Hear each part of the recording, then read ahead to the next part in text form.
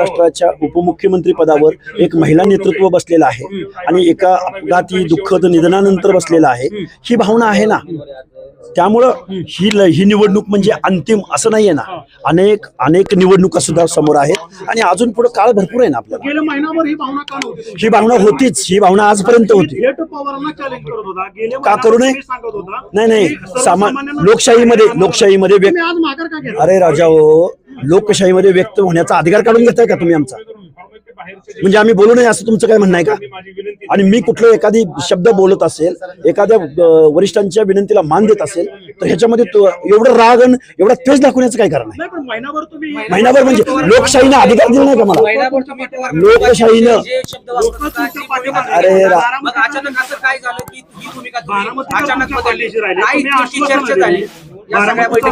झाले प्रश्न मी आक्रमक बोलू? एक प्रश्न शेवटचा की तुम्ही बारामतीचा विकास झाला ना हे मुद्दे मांडले. प्रश्नच नाही. लोक तुमच्या मी आता म्हणलं का झालाय दादा हो, मी आता म्हणलं का झालाय? अचानक युटर्न का? अरे तुम्हीच म्हणताय सहानुभूतीची लाट आहे. हाके साहेब तुम्ही कसं दोन्ही बाजू तुम्ही बोलताय. प्रश्न असा आहे, तुम्ही आता मुद्दा मांडला ना सहानुभूती, एक महिला उपमुख्यमंत्री पदावरती बसले, पण तुम्ही वारंवार विधान केली की ते तिसऱ्याच दिवशी बसल्या, त्यावेळेस कोटा नव्हता का? म्हणजे लोकशाहीत मी व्यक्त नाही व्हायचं? जरूर माझे अधिकार काढून घेतले तुम्ही. अरे अचानक म्हणजे राजकारणामध्ये भूमिका घेत नाहीत लोक. एका कार्यकर्त्याने भूमिका घेतली तर तुम्ही एवढं आरोपीच्या पिंजऱ्यात उभं करताय. महाराष्ट्राच्या देशाच्या राजकारणात लोक युटर्न घेत नाहीत.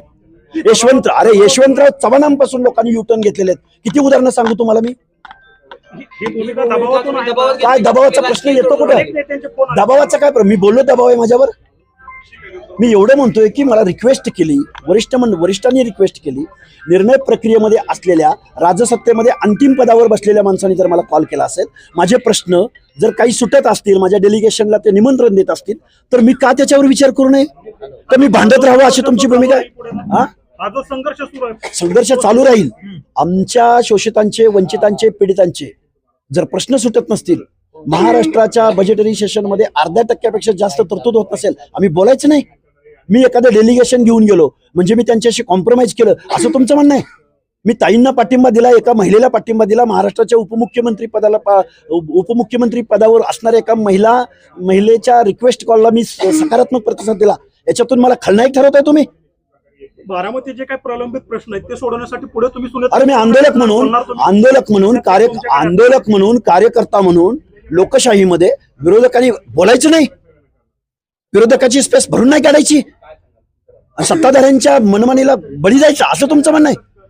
जसं आता सुनेत्रा पवार तुमच्याकडे विनंती त्यांनी केली की बाबा बिनविरोधसाठी, तर बारामतीचे प्रलंबित प्रश्न सोडवण्यासाठी तुम्ही पुढे सुनेत्रा पवार आम्ही विनंती करू, अर्ज करू. नाही प्रतिसाद मिळाला, त्या प्रश्नाला न्याय देण्यासाठी आंदोलन करण्याचा मार्ग काय? आम्हाला काय त्यांनी काय बंदी घातली का? कोणी?